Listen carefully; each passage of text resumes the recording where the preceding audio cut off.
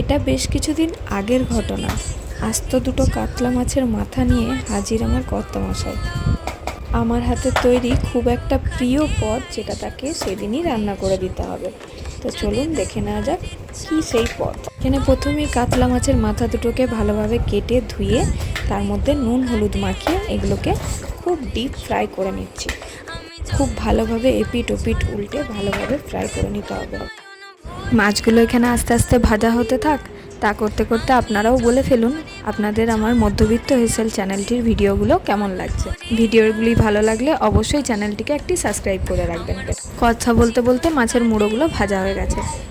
এবার কড়াইতে ওই প্রায় 5 চামচ মতন সাদা তেল দিয়ে দিলাম। তেলটা গরম হয়ে এলে তাতে দিয়ে দেব দুটো বড় আলু এরকম কুচি করে।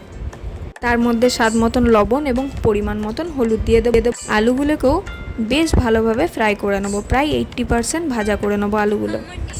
এবার ওই যে তেলটা পড়ে রইলো ওর মধ্যেই দিয়ে দেব ধুয়ে রাখা 1 কাপ গোবিন্দভোগ চাল ও ভালো করে ধুয়ে রাখা 1 কাপ মুগের ডাল। এবার সমস্তটা খুব ভালোভাবে হালকা হাতে ভেজে একটা বাটিতে তুলে রাখবো। এবার ওই কড়াইতে দিয়ে দেবো 2 চামচ মতন সরিষার তেল। তার মধ্যে দিয়ে দেবো 1 টুকরো তেজপাতা আর একটা বড় পেঁয়াজ কুচি। এবার অল্প লবণ দিয়ে সেটাকে নাড়াচাড়া করার পর তার মধ্যে দিয়ে দেবো 2 চামচ মতন আদা বাটা, 2 চামচ মতন লঙ্কা বাটা, 2 চামচ মতন রসুন বাটা দিয়ে ভালোভাবে পুরোটা কষিয়ে নেবেন। মশলাটায় তেল ছেড়ে এলে এটার মধ্যে দিয়ে দেবো 1 চামচ মতন জিরে গুঁড়ো, 1 চামচ হলুদ গুঁড়ো, 1 চামচ গরম মশলার গুঁড়ো, 1 চামচ কাশ্মীরি লাল মির্চ, মানে ওই রঙের জন্য লাল লঙ্কার গুঁড়োটা আর কি। সব কিছু মিশিয়ে নিয়ে একটু জল দিয়ে আরও ভালোভাবে কষিয়ে কষিয়ে রান্না করতে হবে। মশলার কাঁচা গন্ধটা চলে গেলে এর মধ্যে দিয়ে দেব আগে থেকে ভেজে রাখা আলুগুলো খুব ভালোভাবে মশলার সাথে কষিয়ে নেওয়ার পর যখন আলু আর মশলা একসাথে মিলেমিশে যাবে তখন তার মধ্যে ওই আগে থেকে ভেজে রাখা মাছের মাথাগুলো বেশ ভেঙে ভেঙে দিয়ে দেবো, যতটা ভেঙে দেওয়া যায় আর কি।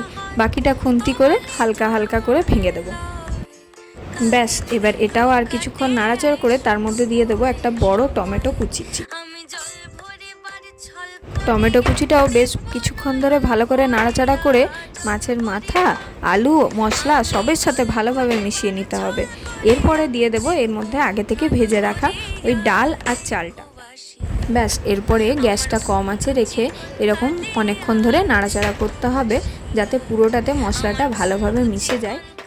বেশ কিছুক্ষণ নাড়াচাড়া করার পর যখন এটা দিয়ে খুব সুন্দর একটা গন্ধ বের হবে তখন এর মধ্যে দিয়ে দেব 1 কাপ থেকে 1.5 কাপ পরিমাণ মতন জলটা দিয়ে কম আঁচ করে কিছুক্ষণ ঢাকা দিয়ে রাখার পরে ঠিক এই রকম পর্যায়ে যখন আসবে তার মধ্যে দিয়ে দেব একটু ঘিটা কিন্তু অপশনাল, আপনারা চাইলে নাও অ্যাড করতে পারেন, তবে এই রান্নাটায় ঘিয়ের ফ্লেভারটা বেশ ভালো লাগে।